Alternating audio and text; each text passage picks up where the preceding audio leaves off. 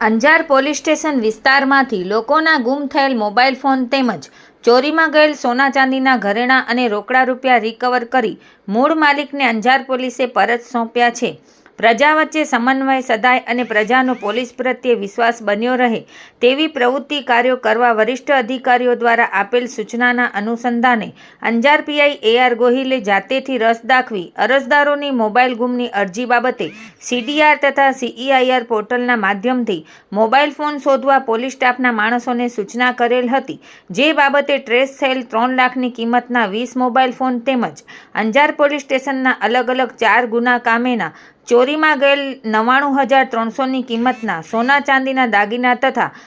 45,000 રોકડા રૂપિયા રિકવર કરી નામદાર કોર્ટના હુકમ મુજબ અંજાર પોલીસ સ્ટેશન ખાતે તેરા તુજકો અર્પણ કાર્યક્રમનું આયોજન કરી